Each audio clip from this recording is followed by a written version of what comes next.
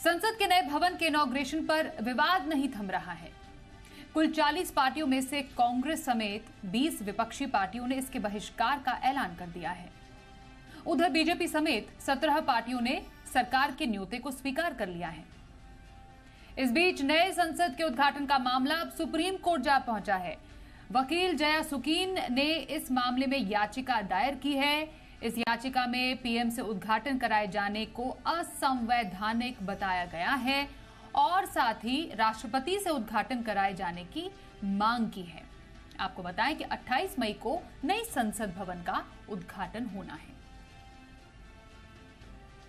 I filed today. I tried to for listing the matter tomorrow for hearing.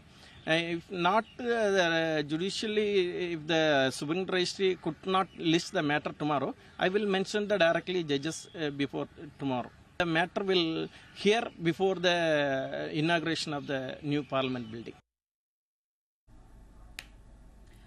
और हमारी संवाददाता अंजलि सिंह इस वक्त हमारे साथ है खबर पर अपडेट के साथ। अंजलि, 28 मई मतलब महज 3 दिन के बाद नई संसद का उद्घाटन होना है। उससे पहले बवाल थमने का नाम नहीं ले रहे।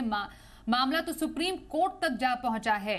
अब जो हवाला दिया गया है इस याचिका का वो ये है कि उद्घाटन अगर पीएम करते हैं तो असंवैधानिक है।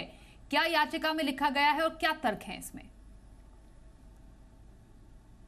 जी देखिए, बिल्कुल जो याचिका सुप्रीम कोर्ट में दी गई है उसमें यही तर्क दिया गया है संविधान का हवाला देते हुए। और जैसा कि विपक्षी दल भी अनुच्छेद 79 की बात काफ़ी समय से कर रहे हैं कि इसके खिलाफ जाता है अगर देश के प्रधानमंत्री संसद का उद्घाटन करते हैं, और इसी को लेकर ये याचिका भी दायर की गई है। मामला सुप्रीम कोर्ट तक पहुँच गया है, लेकिन इस बीच में ये भी देखना होगा कि 28 मई को अब कार्यक्रम तय है। प्रधानमंत्री उद्घाटन करेंगे, जो निमंत्रण आया 12 बजे का वक्त दे दिया गया है। और इस पूरे मुद्दे पर ये सिर्फ कोर्ट तक ही नहीं बल्कि पूरे मुद्दे पर सियासत भी देखें तो लगातार जारी है। तमाम जो विपक्षी दल हैं पहले ही एक जॉइंट स्टेटमेंट जारी कर चुके हैं। तकरीबन 20 विपक्षी दल हैं जो इसका विरोध कर रहे हैं।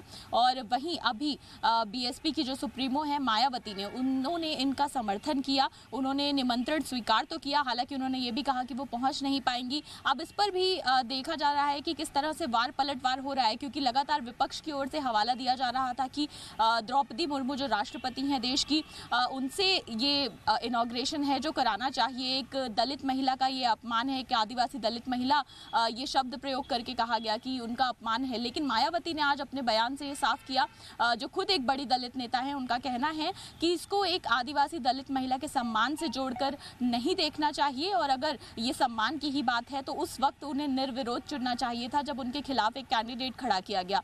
तो ये तमाम चीज़ें हैं जो आप देखेंगे कि किस तरह से राजनीति भी इस पूरे मुद्दे पर गरमाई हुई है। और अब ये पूरा मामला जो है वो कोर्ट तक भी पहुंच गया है। अब देखना होगा कि आगे जो याचिका दायर की गई है उस पर किस तरह से सुनवाई आगे बढ़ती है। लेकिन इस बीच में फिलहाल देखा जाए तो अभी की जो स्थिति समझ आती है वो यही कि ज़्यादा कुछ हाथ नहीं लगने वाला है उन तमाम दलों को जो इसका विरोध कर रहे हैं, क्योंकि जो वक्त है, जो समय है वो तय कर दिया गया है। आज हमने नई पार्लियामेंट की जो इमारत है उसकी तस्वीरें भी हमने जी न्यूज़ पर दिखाई, और किस तरह से सारी तैयारियां जो है, सुरक्षा जो है वो वहाँ पर सारी तैयारियां शुरू कर दी गई हैं। उद्घाटन समारोह की सारी तैयारियां शुरू कर दी गई हैं, निमंत्रण जा चुके हैं। तो अब देखना होगा कि आगे ये जो सियासत है ये कौन सा नया रंग लेती है। जी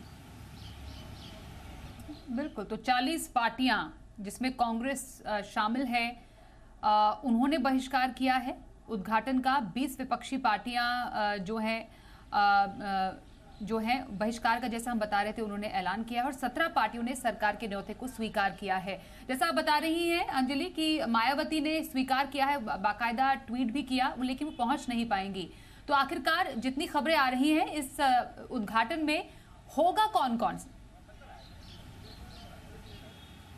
जी देखिए, तमाम जो दल हैं जिन्होंने अभी तक समर्थन किया है, जाहिर सी बात है उनके सभी बड़े नेता जिनको निमंत्रण गया है वो पहुंचेंगे, जिसमें बीजू जनता दल है, शिरोमणि अकाली दल है, AIDMK है। इसके अलावा BSP ने ज़रूर निमंत्रण स्वीकार किया है लेकिन वो पहुंच नहीं पाएंगे। कोई प्रतिनिधि ज़रूर भेजा जा सकता है, खुद मायावती शामिल ना हो तो।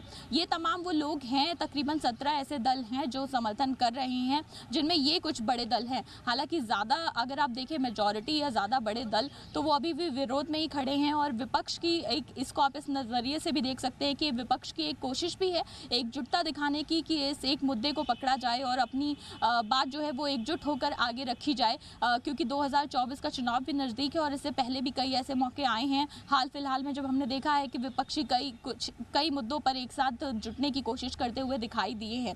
तो इसको इस लहजे से भी समझना होगा कि किस तरह से राजनीतिक लिहाज से भी फिलहाल ये मुद्दा जो है वो गरमाया हुआ है और ऐसे में ज़्यादातर वो दल जिन्होंने खुलकर ये निमंत्रण स्वीकार किया है और जिन्होंने इस बात को कहा है कि इसमें कुछ गलत नहीं है, जैसा कि मायावती की ओर से भी बयान में कहा गया कि अगर सरकार ने ही इसको बनवाया है तो उसका उद्घाटन का अधिकार भी उनके पास ही बनता है।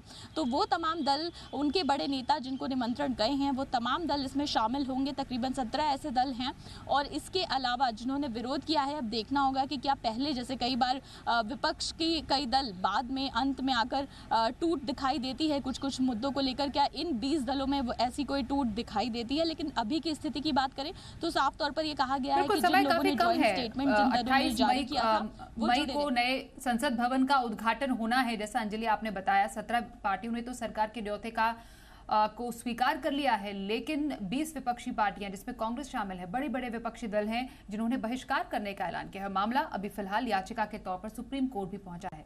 धन्यवाद करेंगे अंजलि फिलहाल इस अपडेट के लिए आप